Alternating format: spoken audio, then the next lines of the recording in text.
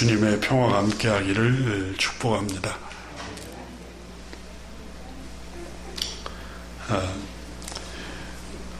댄 뷰터너라는 분이 블루존 회사를 설립한 분이 그곳에 행복이 있다라는 책에서 보니까 세계에서 가장 행복 지수가 높은 나라가 덴마크라고 얘기를 했습니다. 덴마크는 인구가 얼마 되지 않습니다. 근데 세계에서 가장 행복 지수가 높은 이유 중에 하나가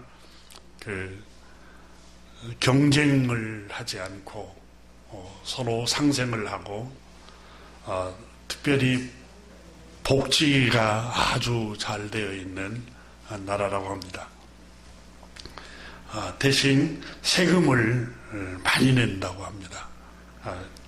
세금을 많이 내는 대신에 평생 의료가 무료고 대학까지 또 교육도 무료고 그래서 국가에서 은퇴하면 삶을 책임을 져주니까 안정감이 있고 그래서 이 덴마크 사람들은 얼마나 많이 소유하느냐 또 집이 몇 채고 또 돈이 얼마만큼 부자냐 성공하는 사람이 될 수 있는가 여기에 행복의 초점이 맞춰 있지 않다는 겁니다. 국가 시스템 자체가 누구나 인격적으로 공평함을 느끼고 또 평등을 강조함으로써 서로 위화감을 조성하지 않고 특별히 우리 동양 사상은 남이 나를 어떻게 보느냐 거기에 이렇게 마음이 상하기도 하고 또 마음이 우쭐거리기도 하고 이런 남의 시선을 의식을 많이 하는데 이 기독교가 오래 정착이 돼 있던 유럽은 다른 사람이 나를 어떤 시선으로 바라보냐 거기보다도 내가 자유롭고 또 내가 행복하게 사는 것 거기에 초점이 맞춰 있다고 합니다. 근데 이분이 이 책에 보니까 이 덴마크 수도 코펜하겐의 사람들 수도에서 32%가 출퇴근을 자전거로 한답니다. 우리는 자동차로 이렇게 뽐내기도 하고 자기를 과시하기도 하는데 이 덴마크 사람들은 그걸 중시 여기지를 않는데요. 누구나 다 이렇게 돈이 많은 사람이든 중산층이든 서민이든 자전거를 타고 다니는 게 일상이래요. 우리나라는 또 자전거 붐이 불어서 이 산악 자전거가 이게 몇백만 원, 몇천만 원짜리나 또 이 자전거 타면서도 그걸 또 남의 눈을 의식하고 또 그걸 갖고 또 내 자전거가 이렇게 이렇다고 우리가 어린 시절에 보면은 유아기 때 어린 나이 때 보면은 우리는 고무신 저는 고무신을 신고 다녔어요 학교를. 근데 어머니가 운동화를 한번 사주면 그렇게 좋아가지고 그 운동화 한번 바라보라고 이렇게 어린 유아기 때 그러니까 성장하지 않았을 때 성숙하지 못했을 때 근데 나이가 지금 몇인데도 나 이게 한번 봐주라고 이렇게 옷을 통해서 또 외부적인 모습을 통해서 이런 걸 보면서 우리가 그런 사회 속에서 살다 보니까 스스로 불행해지는 거예요. 스스로 다른 사람의 시선을 통해서 나를 어떻게 바라보느냐 그거 중요치가 않아요. 그것 때문에 너무 여러분 우울해하지 마세요. 하나님의 말씀을 믿고 아까 찬송가에도 나오잖아요. 하나님의 말씀을 믿고 용감해져라. 담대하라 그 말이에요. 말씀을 믿고 담대하게 살아가라는 거예요. 하나님의 말씀을 믿고. 그래서 이 덴마크 사람들은 지위, 소유, 비싼 거, 명품, 좋은 명문학교 그것을 중시 여기지 않는다는 거예요. 일상생활에서 그들은 소소한 행복을 이렇게 즐긴다고 해요. 그래서 그곳에 행복이 있다라는 책에 보니까 코펜하겐의 미래학 연구소 소장이었던 옌센이라는 분하고 인터뷰를 합니다. 인터뷰를 하는데 덴마크 사람들은 다른 사람들보다 이렇게 돋보이려고 하고 출세를 지향하고 명예를 지향하는 것, 덴마크 사람들은 그걸 그렇게 눈살을 찌푸리게 한다라고 그 책에 그렇게 적었습니다. 그렇게 그런 행동을 할 때 덴마크 사람들은 그런 생각을 한답니다. 저 사람 정신이 좀 문제가 있는 거 아니야? 이런 생각을 한다는 거예요. 그래서 이 저자가 물었습니다. 이 옌센이라는 미래연구소 소장에게 물었어요. 도대체 덴마크 이러한 엄격한 겸손의 전통은 이 실용적인 것, 그리고 겸손한 이 전통은 어디에서 왔다고 말할 수 있습니까? 라고 묻습니다. 그때에 이 옌센이라는 미래연구소 소장이 말을 합니다.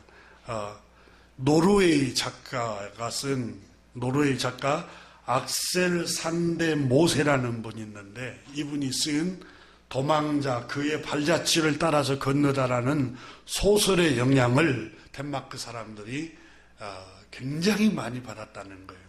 이 덴마크 사람뿐만 아니라 그 유럽에 있는 그 북유럽 사람들이 그 소설의 영향을 거의 많이 받아서 그게 몸에 배어 있다는 겁니다. 이 소설은 얀데라는 가상의 작은 마을, 그 소설의 얀데라는 아주 작은 마을에 사는 생활상을 그리는 건데 그 마을 사람들이 법칙을 준수한다는 것인데 그 얀덴의 법칙을 그 소설에 10가지 성경에 나오는 10계명처럼 10가지 계명을 그 소설에 적고 있다는 겁니다. 그게 이 덴마크 사람들에게 정신의 뿌리가 박혀 있다는 거예요. 첫째로 스스로 특별한 사람이라고 생각하지 마라. 이 소설에 그 얀데라는 작은 마을의 법칙 가운데 하나가 스스로 특별한 사람이라고 생각하지 마라. 둘째는 내가 다른 사람만큼 좋은 사람이라고 착각하지 말아라. 셋째는 당신이 다른 사람보다 똑똑하다고 생각하지 말아라. 넷째는 다른 사람보다 우월하고 조금 더 낫다고 자만하지 말아라. 다섯째는 내가 다른 사람보다 더 많이 알고 있다고 생각하지 말아라. 여섯째는 내가 타인보다 이웃보다 더 중요한 사람이라고 생각하지 말아라. 일곱째는 내가 무엇이든지 잘할 것이라고 여기지 말고, 여덟째는 다른 사람을 비웃거나 깔보지 말라는 거예요. 아홉째는 다른 사람이 당신에게 관심이 있다고 생각하지 말라는 거예요. 우리는 여러분 다른 사람이 나에게 관심을 갖고 이렇게 바라보고 어떤 시선으로 바라보고 이렇게 이웃의 눈길을 많이 보는데 다른 사람이 당신에게 관심을 갖고 있다고 생각하지 말라는 거예요. 우리 생각해보면 여러분 스스로 각자 다 자기에 대해 관심이 있지 다른 사람의 관심을 깊이 갖고 있는 사람이 드뭅니다. 열째는 당신이 다른 사람에게 무엇이든지 타인에게 이웃에게 가르칠 수 있다고 지혜 있다고 생각하지 말라는 거예요. 이 10개 그 규칙에는 법칙에는 사상이 겸손이 들어있다는 거예요. 겸손. 그리고 사람을 존중하라는 거예요. 자기 말고 타인을 이웃을 존중하라는 그 정신이 들어있다는 겁니다. 그래서 타인보다, 이웃보다 특출나고 더 우월하고 더 의롭다고 생각하지 말라. 그렇게 생각하면 당신은 죽음을 면치 못할 것이다 하고 그 마을의 규칙이 그렇게 되어 있는데, 이 소설의 영향을 많이 받아서 덴마크 사람들은 우월하다고 생각을 하지 않는데, 이게 서로 존중하고 서로 인정을 하고 평등 사상을 가지고 살아간다는 겁니다. 그러면서 대부분의 빈부격차가 심한 나라보다 빈부격차가 심하지 않은 나라가 행복하다는 겁니다.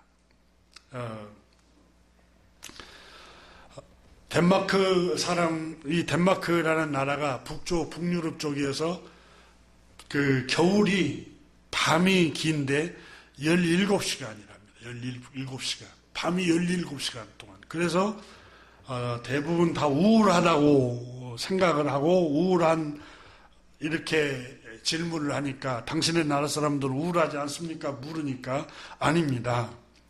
덴마크 사람들은 이 환경을 긍정적으로 생각합니다. 이 긴 겨울 밤 어두운 시간을 촛불을 밝혀놓고 친구들과 가까운 친척, 이웃을 가족들과 함께 겨울밤을 무리하지 않고 아늑함과 고요함을 즐거워합니다.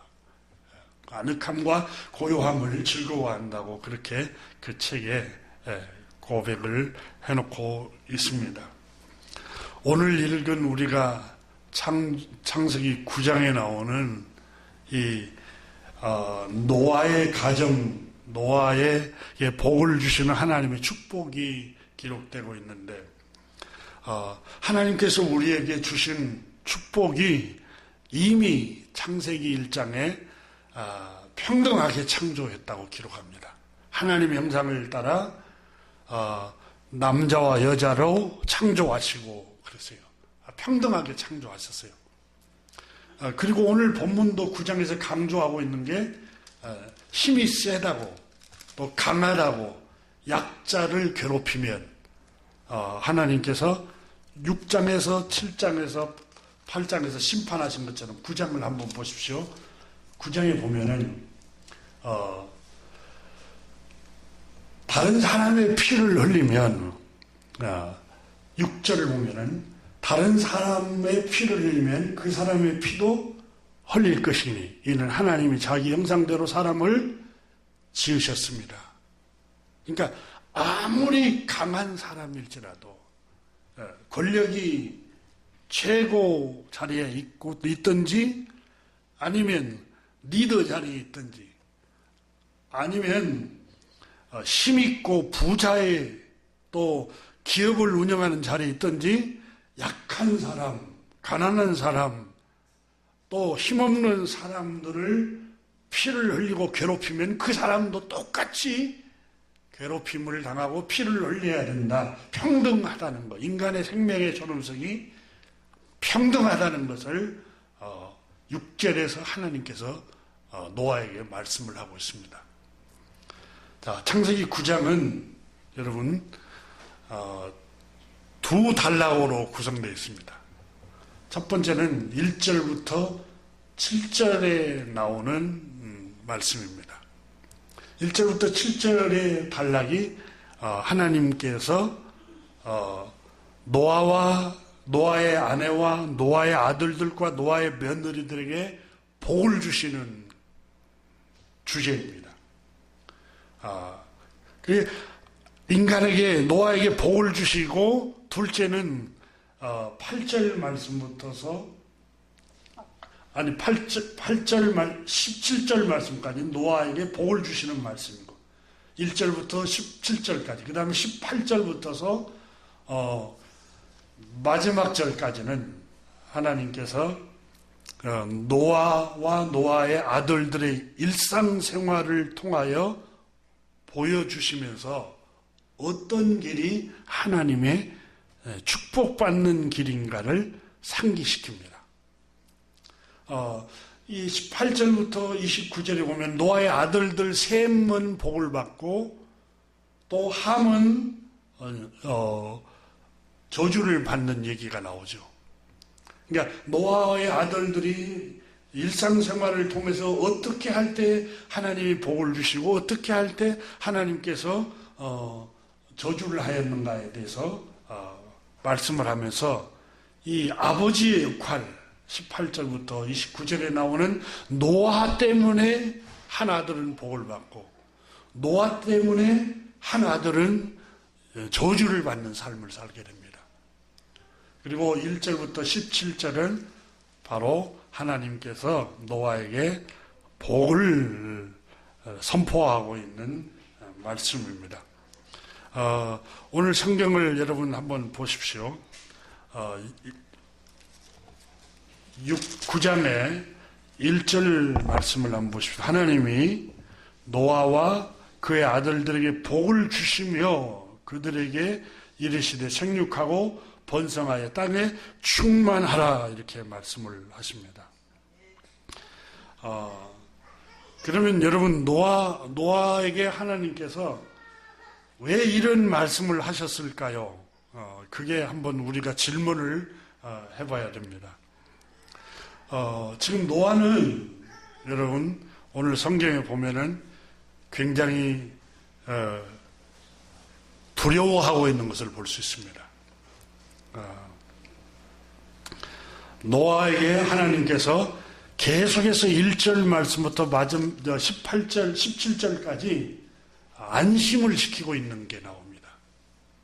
우리가 노아의 모습을 보면서 노아에게 하나님께서 언약을 하셨다라고 말씀합니다. 8절을 보면 하나님이 노아와 그와 한 아들들에게 말씀하여 이르시되 9절에 내가 내 언약을 너희와 너희 후손과 너희와 함께한 모든 동물들에게 약속하겠다.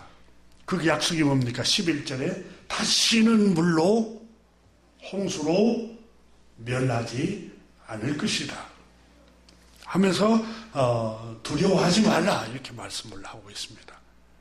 그리고 끊임없이 노아가 두려워하고 있었다는 점을 어떻게 알 수 있냐면 어떻게 그걸 알 수 있지요? 내가 너와 언약을 세우겠다. 구름 속에 무지개를 내가 나타내 보여서 그 무지개를 보면은 하나님이 너와 다시는 너희를 두렵게 하고 물로 너희를 멸하지 않겠다 이렇게 이 말씀을 생각하라는 거예요. 노아와 그의 아내, 그의 아들들, 며느리들은 정신적이고 심리적인 트라우마를 겪고 있습니다. 어떻게 우리는 알 수 있을까요? 본문 1절부터 17절 말씀이 그걸 설명하고 있어요. 그러면 노아는 어떤 트라우마를 겪고 있을까요? 8장에서 7장에서 여러분 홍수로 인해서 모든 천하에 있는 모든 땅과 산들이 다 물에 잠겨버리고 가옥이 떠내려가고 동물들도 다 떠내려가고 사람들도 거의 숨을 거두어서 물에 시체가 둥둥둥둥 떠내려가는 것을 노아는 보았을 것입니다. 그리고 노아는 지금 1년 동안 여러분 배 안에서 방주 안에 갇혀 있습니다. 비가 와 있는 그 땅이 물이 빠지지 않으므로 거기 갇혀 있어요. 한번 보십시오. 7장 11절을 한번 보시면 10절을 보면은 7일 후에 홍수가 땅에 덮이니 노아가 600세 되던 해 둘째 달 곧 그달 11의 날이라 그날에 큰 기품의 샘들이 터지며 하늘의 창문이 열려 12절에 40주야를 비가 땅에 쏟아졌더라 이렇게 말씀합니다.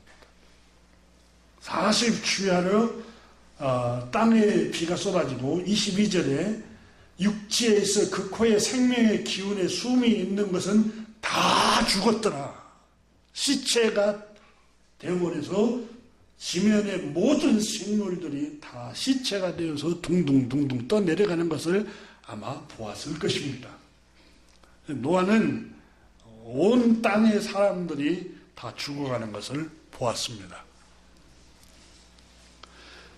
그렇다면은 노아는 왜 노아 때 하나님이 이런 심판을 내렸을까요? 6장에서 이미 공부를 했습니다. 우리는 하나님의 아들들이 사람의 딸들을 취하여 자기가 좋아하는 대로 취했다. 그러니까 하나님의 아들들, 경건한 사람들이 사람의 딸들이라는 말은 여러분 육체의 정욕대로 살아가는 사람들, 육체의 욕정대로 살아가고 육체의 욕망대로 살아가는 사람들을 취하여서 육체와 마음이 원하는 대로 생활을 해버린 거예요. 악하고 음란한 생활을 했어요. 악하고 음란한 생활을 하니까 하나님께서 사람을 땅에 지으셨음을 한탄하셨다 이렇게 말씀하시고 땅에 사람을 멸하기로 결정을 하셨다. 그러니까 하나님이 인간이 악하고 음란해지니까 하나님이 창조주 하나님이 심판하시겠다고 말씀하신 것입니다. 그 본래 하나님은 오늘 성경의 9장에서 노아에게 복을 주셨다고 그러죠. 근데 6장에서는 심판하셨잖아요. 근데 9장에서는 하나님이 노아와 그 아들들에게 복을 주시며 생육하고 번성하고 땅에 충만하라 그랬어요. 그럼 본래 하나님은 축복의 하나님입니다. 저주하고 심판하는 분이 아니에요. 그 심판하셨잖아요. 물로 저주하고 심판하셨잖아요. 그건 하나님이 본래 본심이 아니에요. 창세기 1장에 보면은 1장 27절 28절에 보면 하나님이 마지막 날 사람을 하나님의 형상대로 하나님의 모습대로 사람을 창조하시고 그들에게 복을 주시며 그랬어요. 처음에 하나님이 인간에게 복을 주시고 그 다음에 하시는 말씀이 무슨 말씀이에요? 생육하고 번성하고 땅에 충만하라. 이게 하나님의 뜻이에요. 그런데 9장에서 똑같이 창세 때 하신 1장에서 하신 말씀을 반복을 하고 있어요. 9장 1절에 보면은 하나님이 노아와 그 아들들에게 복을 주시며 그들에게 이르시며 생육하고 번성하여 땅에 충만하라. 그러니까 1장에 하셨던 말씀을 9장에서도 똑같이 하나님은 변하지 않으셨어요. 하나님은 신실하신 분입니다. 우리가 섬기는 창조주 하나님은 복을 주시는 신실하신 하나님이세요. 그럼 왜 아담이 저주를 받고 그럼 왜 노아 때 백성들은 다 저주를 받았습니까? 그것은 창세기가 설명하고 있지 않습니까? 사단의 유혹을 받아서 욕망, 욕심, 육체의 욕망들, 육체의 정욕대로 육체와 마음이 원하는 대로 생활을 함으로써 인간이 악해지고 음란해지기 시작하니까 하나님이 심판하셨다고. 하나님은 창조주 하나님께서는 하나님의 형상대로 사람을 창조하셨어요. 그러니까 하나님의 성품을 가지고 살아갈 수 있도록 하나님이 우리를 지으셨어요. 그리고 하나님이 지으시고 처음에 주신 게 축복이에요. 복이에요. 그래서 창세기 4장 40절에 보니까 신명기 4장 40절에 오늘 내가 네게 명하는 여호와의 규례와 명령을 지키라. 너와 내 후손이 복을 받아. 내 하나님 여호와께서 내게 주시는 땅에서 한없이 오래 살리라. 그러니까 너와 내 후손이 복을 받아서 한없이 하나님 주신 은혜로 주신 땅에서 오래 살 것이라. 하나님 복을 주셔서. 근데 아담과 하와와 노아 때 백성들이 하나님의 말씀을 따라 생활하지 않고 육체의 욕망과 욕정과 육체의 정욕과 육체의 욕심을 따라서 육체와 마음이 원하는 대로 생활하고 엄란하고 악하게 생활하니까 이 복을 누리지 못하는 것이지, 하나님은 본래 복을 주셨어요. 신명기서 5장에 보면은 이스라엘 백성들이 하나님의 말씀을 사모했습니다. 하나님의 선지자 모세에게 하나님 여호와께서 당신에게 이르시는 것을 다 우리에게 말씀을 전해 주십시오. 우리가 듣고 행하겠나이다. 이렇게 고백을 하니까 주님께서 이스라엘 백성들이 하는 음성을 들으시고 신명기 5장 29절에 다만 그들이 항상 이 같은 마음을 품어 나를 경외하며 내 모든 명령을 지켜서 그들과 그의 자손이 영원히 복받기를 원하노라. 이게 하나님의 뜻이에요. 영원히 우리가 복을 받기를 원하는 게 하나님 아버지의 뜻입니다. 여러분, 예수님께서 마태복음 5장과 6장에 하나님 아버지가 누구신가를 알려주셨어요. 하물며 하늘에 계신 자가 너희를 돌보지 아니하겠느냐, 이렇게 말씀하시면서 악한 자라도 자식에게 좋은 것을 줄 줄 알거든. 여러분, 이기적이잖아요, 인간이. 죄를 범해서. 그러니까 이기적인 인간도 자기 아들, 딸에게는 좋은 것을 주려고 그래요. 아무리 악한 사람도. 그러니까 다른 사람에게는 잔인한데 자기 자식에게는 한없이 유산을 남기고 한없이 뭘 주려고 하는 게 인간입니다. 그런데 예수님께서는 악한 자라도 이런 마음을 품으면 하물며 자비하신 하나님 아버지께서 너희를 돌보지 않을까 보냐, 이렇게 믿음이 적은 자들아 그랬어요. 하늘 아버지는 너에게 있어야 할 것을 이미 아신다. 필요를 아신다 그랬어요. 이제 하나님 아버지는 우리가 영원히 복받기를 원하세요. 여러분, 부모 마음이 어때요? 내 자녀가 건강하고 무탈하고 사고 없이 또 행복하고 오손노손 잘 살기를 원하잖아요. 이게 악한 인간도 그런데 자비하신 하나님, 우리의 생명을 창조하시고 하나님의 형상을 따라 만드시고 또 우리에게 복을 주신 하나님께서 우리를 향하신 뜻이 뭐예요? 하나님의 말씀을 두려워하고 경외함으로 그 명령을 지켜서 영원히 너희가 복받기를 원하노라. 이게 하나님 아버지의 뜻입니다. 이게 신명기, 여러분, 민수기 6장 24절에도 하나님께서 모세에게 하나님 아버지께서 당신의 백성들을 향하신 마음이 무엇인가를 선포해라. 여호와는 너에게 복을 주시고 너를 지키시기를 원하며, 하나님은 너를 복을 주시기를 원하고 너를 지키시기를 원한단다. 너를 복을 주고 너를 지키기를 원하시는 하나님이 너에게 복을 주시고 너를 지키기 위하여 주님이 말씀하신 내 명령과 내 규례, 율법을 지켜 행하라는 거예요. 그러니까 하나님께서 왜 우리에게 말씀을 주시고 계명을 주셨느냐?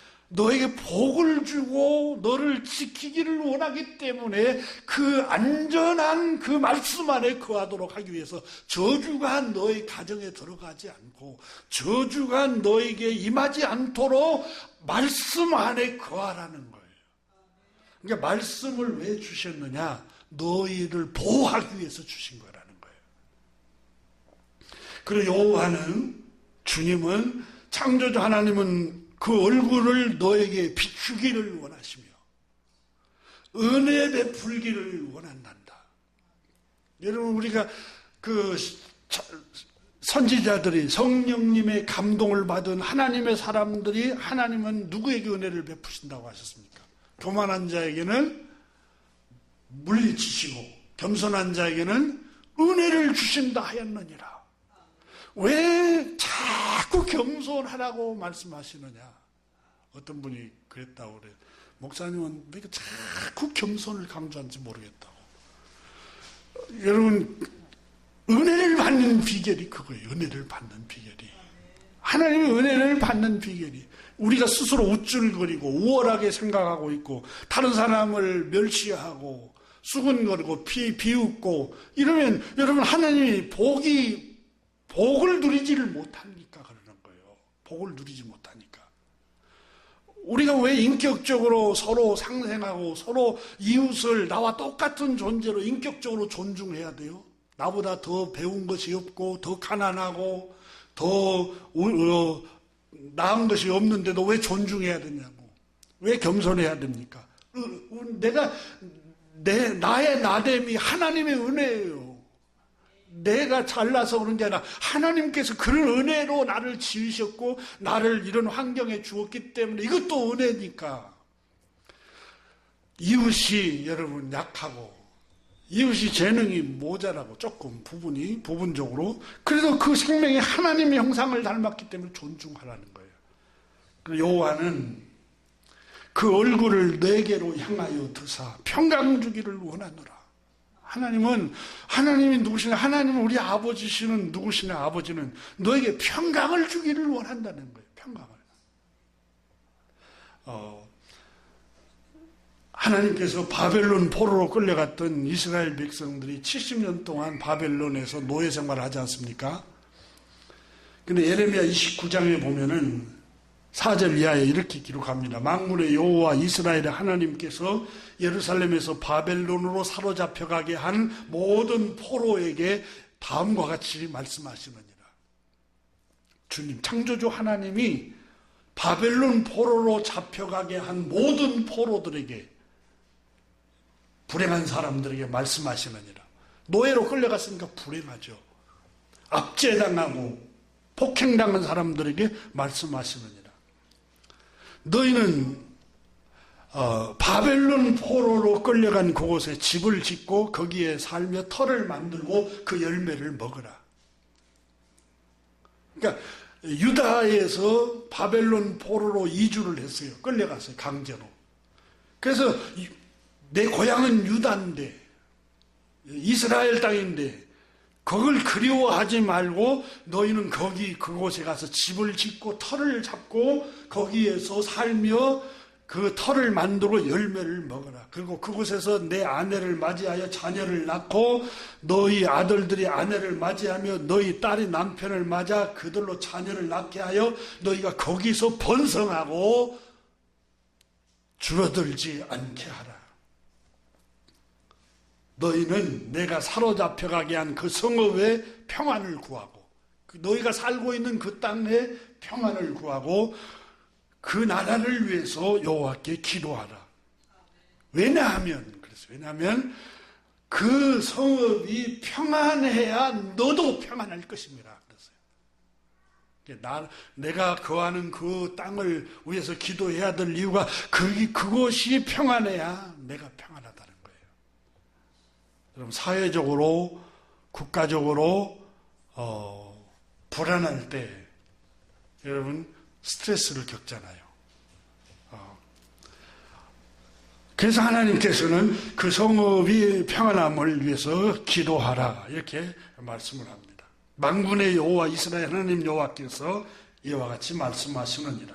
그 땅에 가면 하나님을 섬기지 아니한 땅이기 때문에 그들에게는 거짓 선지자와 점쟁이 꿈꾸는 자가 있을 것이다. 그들에게 미혹되지 말아라. 그 꿈꾸는 꿈도 곧대로 듣고 믿지 말아라. 이렇게 말씀합니다. 그리고 내가 그들을 보내지 아니하였어도 그들이 내 이름으로 말씀을 전하고 예언을 하고 말씀을 전하고 내 이름으로 여호와입니다 이렇게 전한다는 거예요.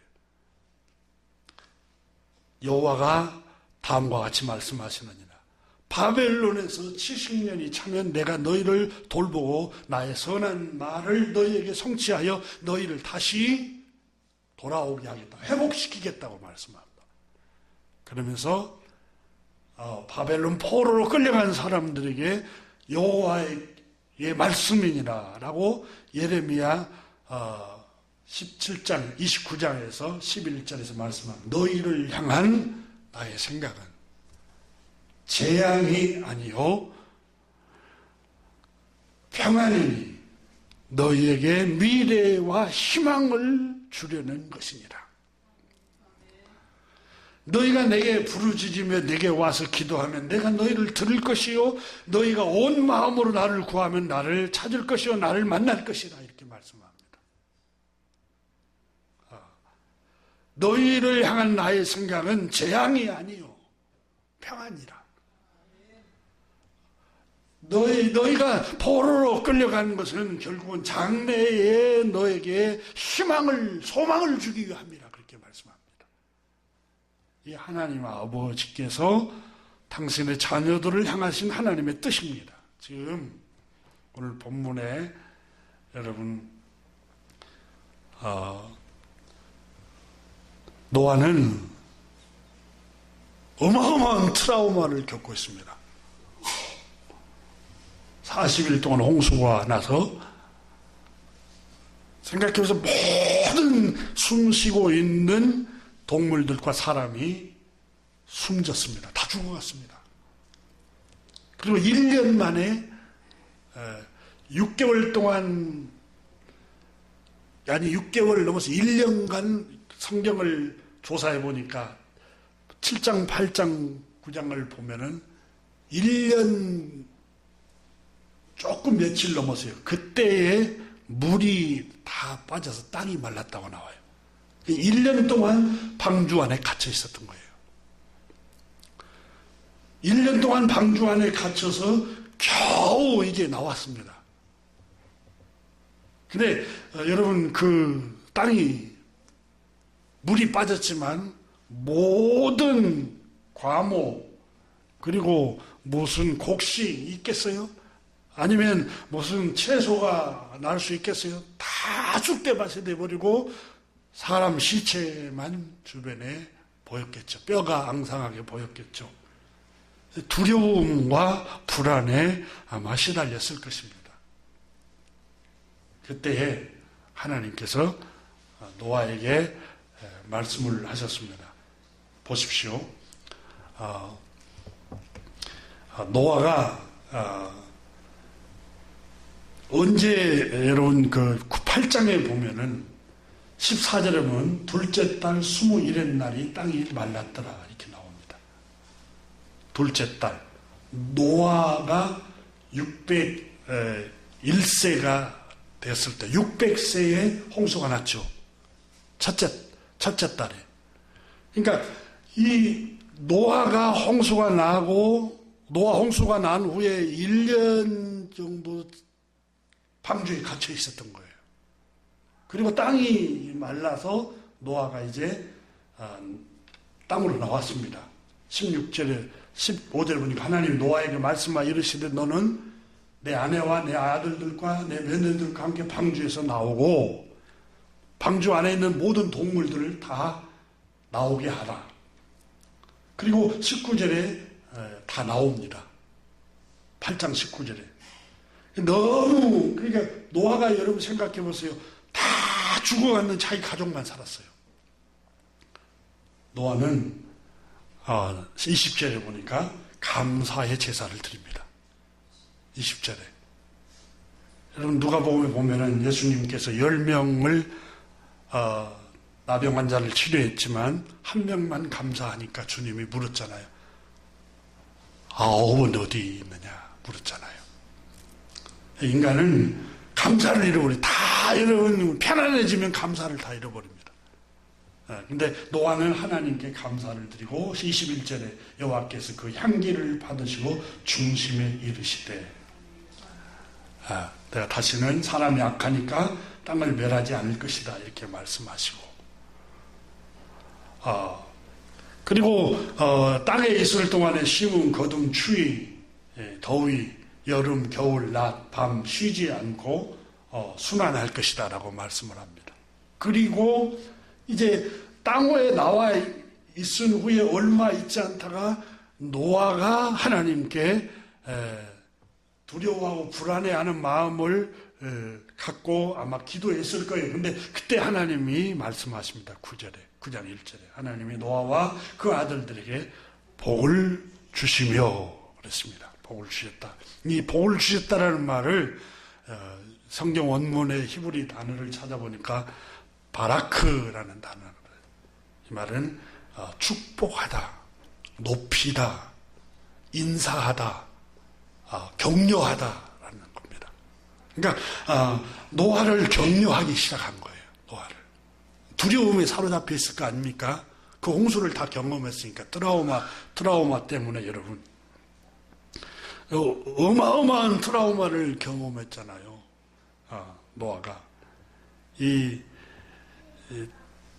사람이 여러분 트라우마를 겪게 되면은 그런 화면을 보고 광경을 보거나 소식을 들으면 외상 스트레스나 내상 스트레스가 다시 발동을 한대요. 그래서 공황장애를 일으키기도 하고, 그럼 정신이 혼미해지기도 하고, 악몽을 꾸기도 하고, 그래서 여러분 부정적인 소식을 우리가 듣지 말아야 될 이유 중에 하나가 부정적인 가령 우리가 어떤 트라우마를 경험을 하게 된 사람들, 사회적인 어떤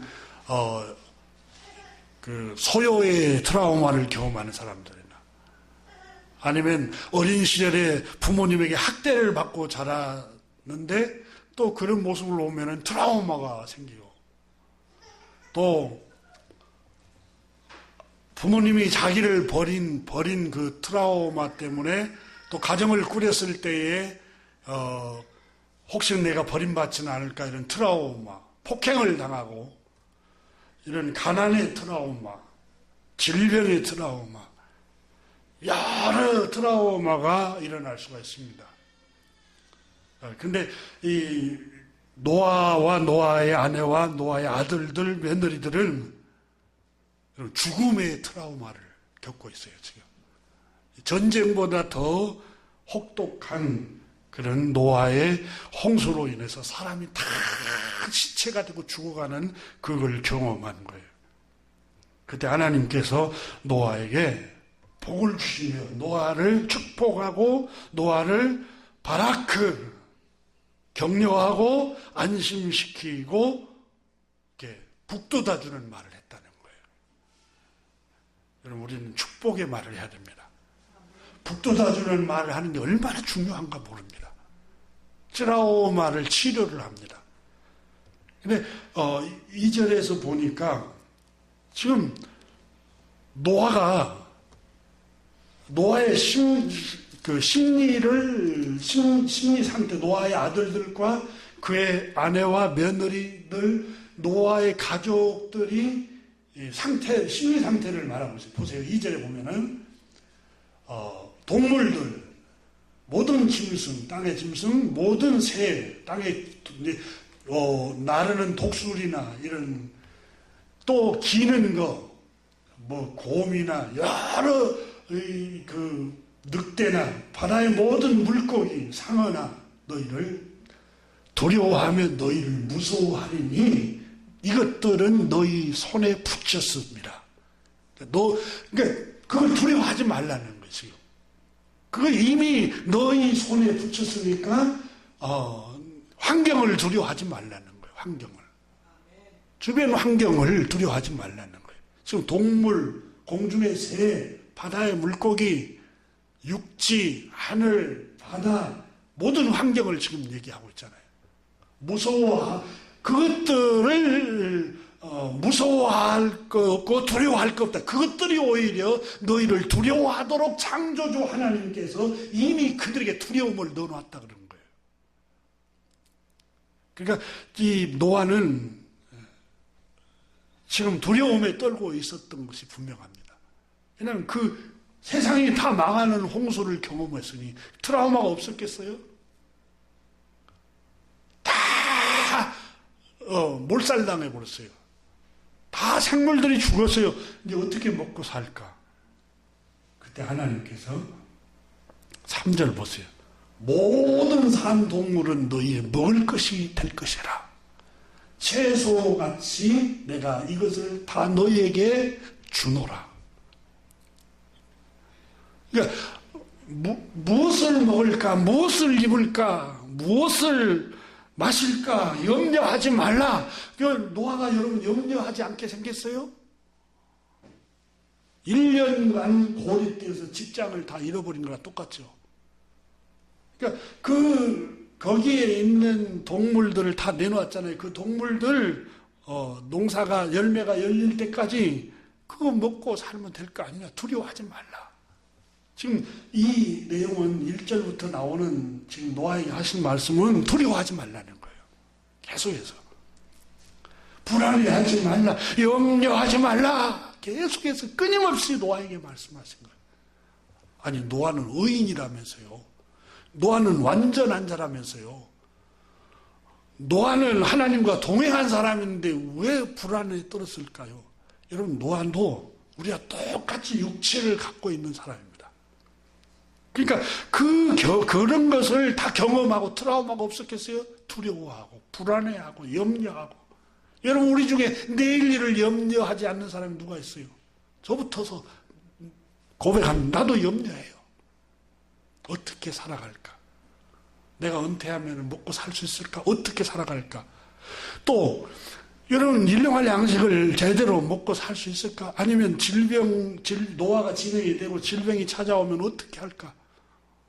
여러 가지 염려할 수밖에. 노아도 염려했어요. 두려워하고 염려하고. 그러니까 하나님께서 모든 산 동물은 너희 먹을 것이 될 것이다. 왜 이렇게 무엇을 먹을까, 무엇을 마실까, 내일 일을 늘 염려하느냐? 염려하지 말라. 노아에게 하나님은 복을 주시면서 격려하면서 축복하면서 노아야 걱정하지 말아라. 모든 환경 다 극복해낼 수 있다. 지금 너 홍수로 인해서 다 멸망받고 다 저주받고 다 죽어나가는 너 살았지 않느냐? 하나님이 너를 살려주셨고 너 거기에서 견뎌냈지 않느냐? 이제 마른 땅이 되었으니 마른 땅에 나왔으니 뭘 못할까? 뭘 너희가 견디지 못하고 뭘 해서 못 먹고 살겠니? 걱정하지 말아라.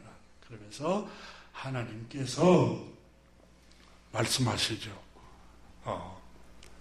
다 너희에게 내가 이것을 너희에게 주노라. 3절에서 이렇게 말씀을 하고 있습니다. 그래서 창세기는 선포합니다. 하나님은 너를 축복했다. 너는 두려워하지 말라.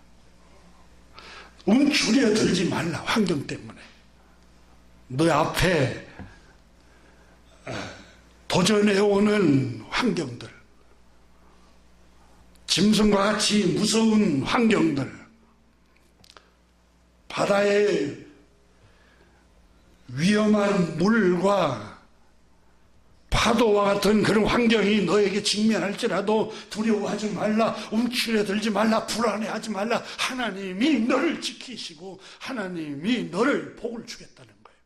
그리고 생육하고 번성하고 땅에 충만하라. 1절에 그렇잖아요. 하나님 노아와 그 아들들에게, 노아와 그 아들들은 불안에 떨고 있는 그들에게 복을 주시며 이르시되 생육하고 번성하여 땅에 충만하라는 거예요.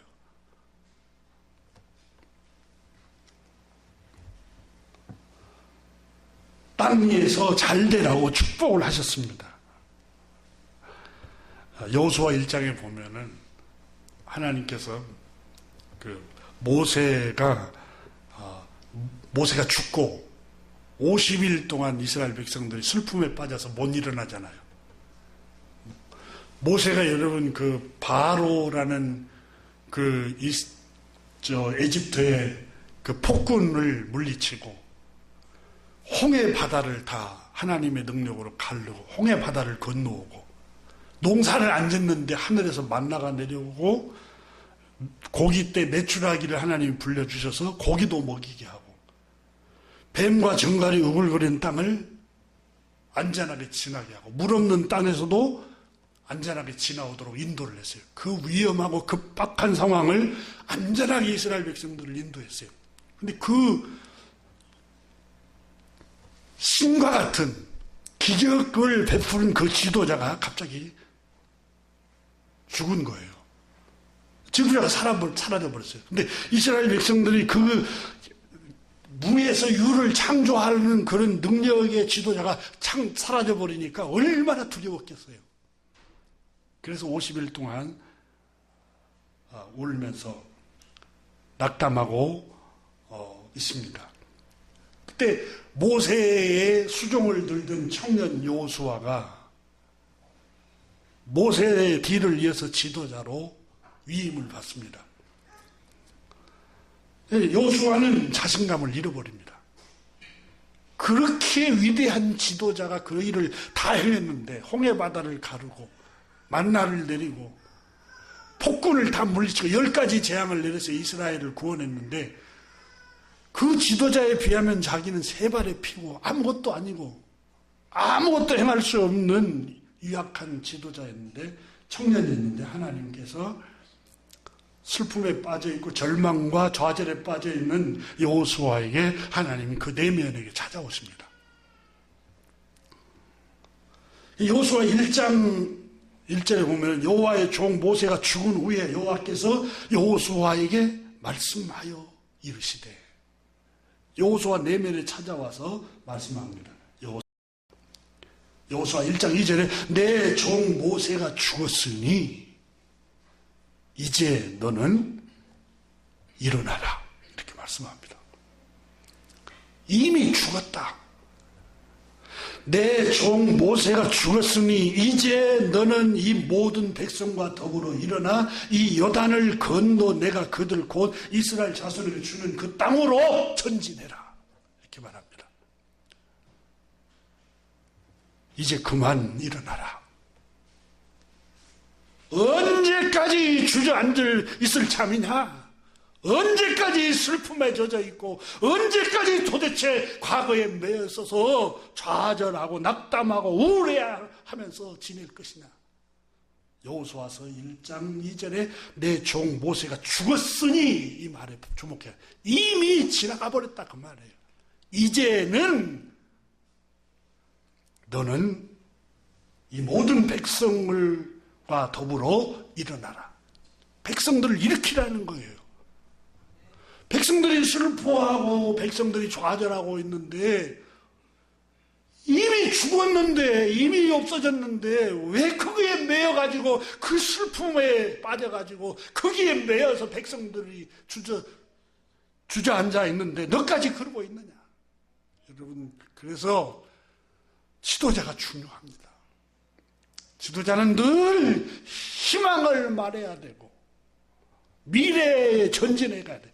가정에 여러분 가장이 그래야 돼. 가장이 늘 우울한 거 사포자기하는 말만 하고 불평만 늘 쏟아놓고 부정적인 말만 가정에서 늘 해요. 여러분 그게 가장이 할 일이 아니에요. 어머니가 할 일이 아니에요. 내 종 모세가 죽었으니 이제 너는 이 모든 백성과 더불어 그만 일어나라. 일어나. 그리고 내가 너에게 주기로 약속한 저 가나안 땅 미래를 향해서 앞으로 나가라. 찬송가에도 나오잖아요. 여호수아 본받아 앞으로 가세. 여호수아 본받아서 우리가 과거에 매여 있지 말고 미래를 향해서 앞으로 나가야 됩니다. 언제까지 과거에 매여서 앞으로 나가지 못하고 슬픔에 젖어 있을 것인가? 과거는 이미 지나가 버렸으니 과거는 돌아오지 않아요. 잊어버리세요. 잊어버려. 첫사랑을 어떻게 다 잊어버려요. 그것도 잊어버려요. 과거는 다 잊어버리고 이제부터 미래를 향해서 나가는 거예요. 이게 기독교예요.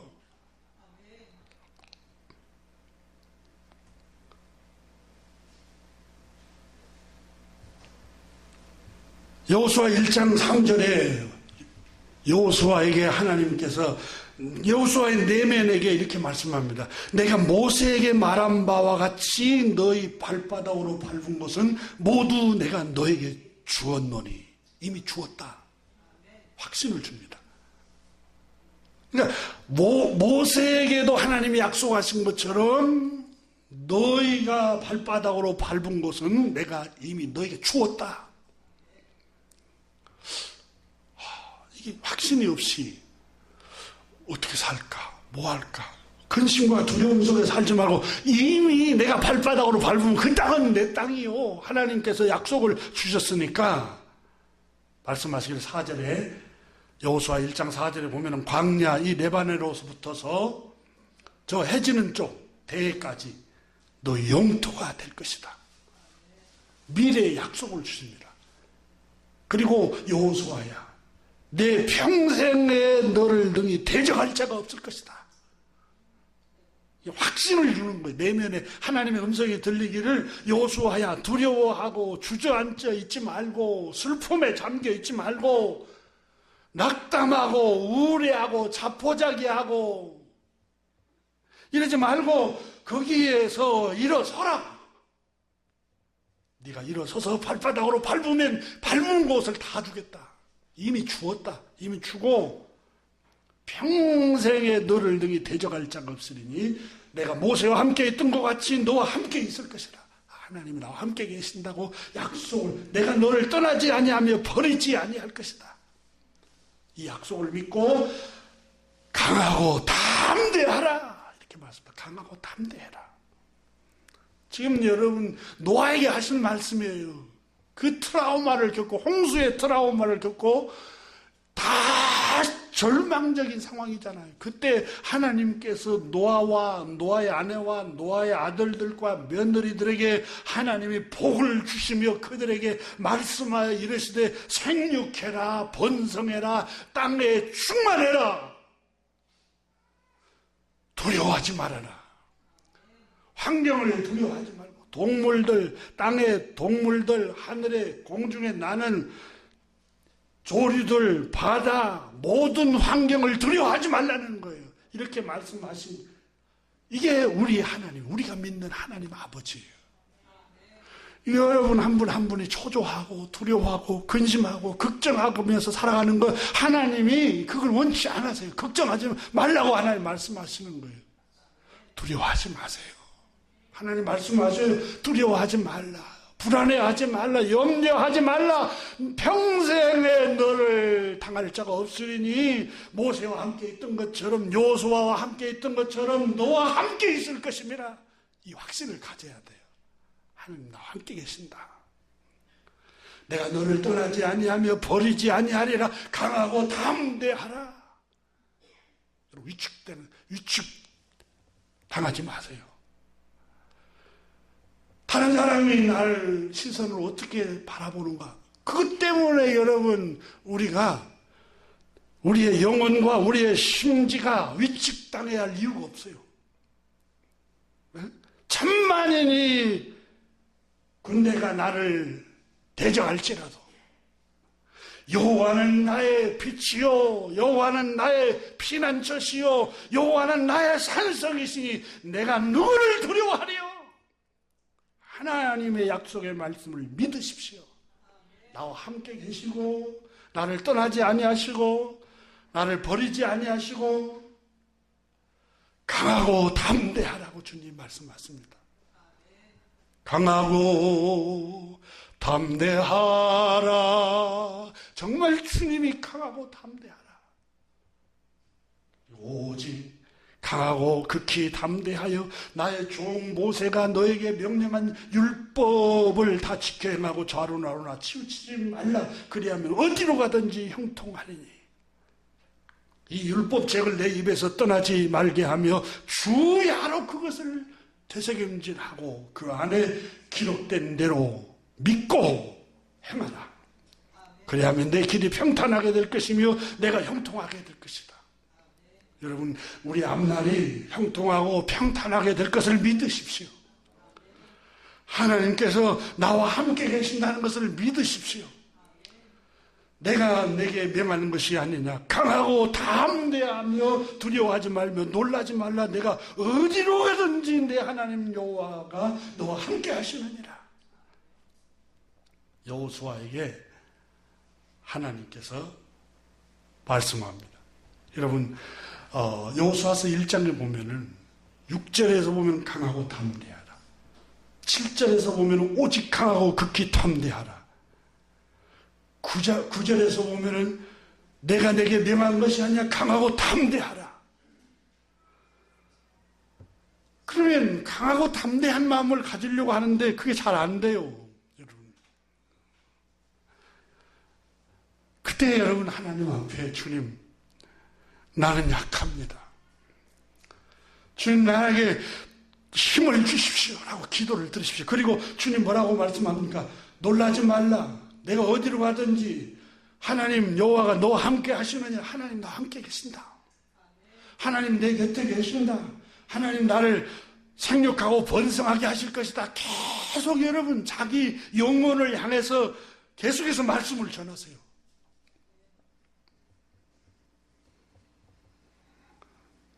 이사야 41장에 또 10절에 내가 너와 함께 있으리니 두려워 말라. 내가 너의 곁에 있다. 걱정하지 말아라. 내가 너의 하나님이다. 내가 너의 힘이 되어준다. 내가 너의 하나님이 떨지 말아라. 내가 너를 강하게 하겠다. 내가 너를 참으로 도와주고 오른팔로 너를 붙들어 줄 것이다. 이스라엘아, 야곱아, 너를 창조하신 여호와께서 말씀하신다. 이사야 43장에 너는 두려워하지 말라. 내가 너를 구속하였고 내가 너를 지명하여 불렀느니 너는 내 것이다. 비록 내가 물 가운데로 지나가는 고난이 있을 것이다. 그러나 너와 함께 갈 것이다. 강을 건널 때 물이 너를 침몰하지 못하며 불 가운데 지날지라도 그런 환경에 직면할지라도 결코 그것들이 너를 이기지 못할 것이다. 왜? 하나님이 너 편이시다.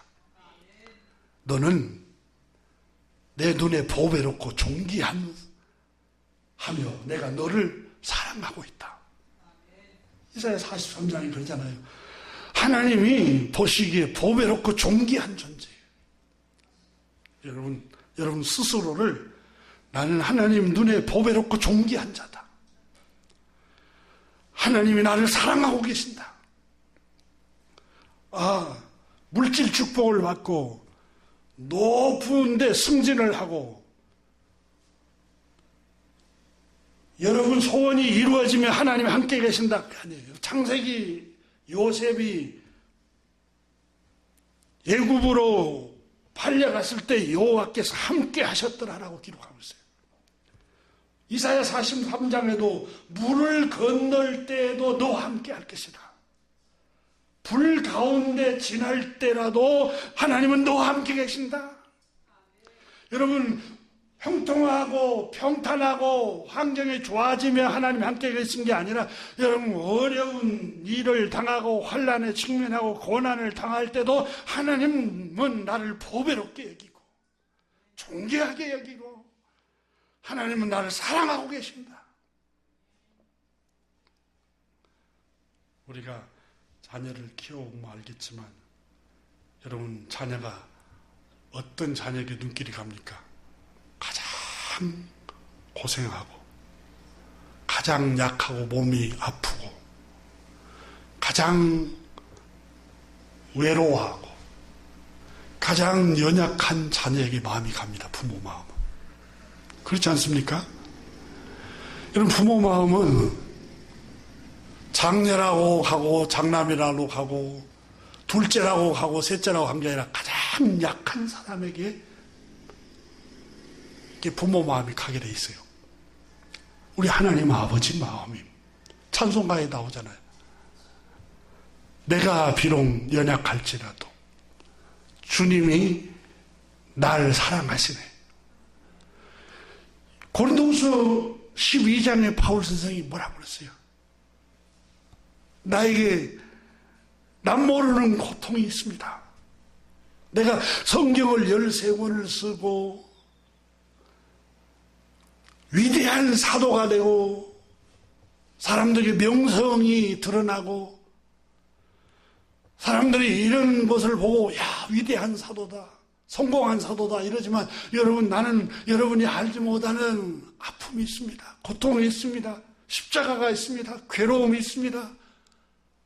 살 소망을 잃어버릴 수밖에 없는 고통이 있습니다. 육체의 가시가 있습니다. 나를 늘 찌르고 아프게 하고 괴롭히고 고통스럽게 하는 그 육체의 가시 때문에 나는 잠 못 이루는 밤을 보낸답니다. 그러면서 하나님 앞에 흐느끼며 3번씩 작정 기도를 하면서 하나님, 내 육체의 가시 좀 제거해 주십시오. 그때에 하나님께서 내 은혜가 내게 족하도다. 약한 데서 온전하여집니다. 그러니까 자기가 약할 때 하나님의 사랑을 깊이 경험했다는 거예요. 약할 때. 아마 여러분 중에도 가장 슬프고 가장 고통스럽고 가장 괴롭고 살 소망이 끊어졌을 때 흐느끼고 잠 못 이루는 밤을 보내며 새벽에 하나님 앞에 울며 기도하고 고통을 당할 때 그때에 성령님이 찾아오셔서 세미한 음성으로 여러분을 위로했을 것입니다. 오늘 본문의 노아는 하나님께서 축복하시고 말씀을 주셨습니다. 사랑하는 교우 여러분, 두려워하거나 염려하지 말고 담대하고 강한 마음, 용기 있는 마음을 품으시기를 주님의 이름으로 축복합니다. 어떤 환경도 다 이겨내고 극복해낼 수 있습니다. 하나님의 약속의 말씀을 믿고 인내하고 바라보면서 끝까지 앞으로 나가기를 주의 이름으로 축원합니다. 기도하겠습니다. 하나님 아버지, 감사드립니다.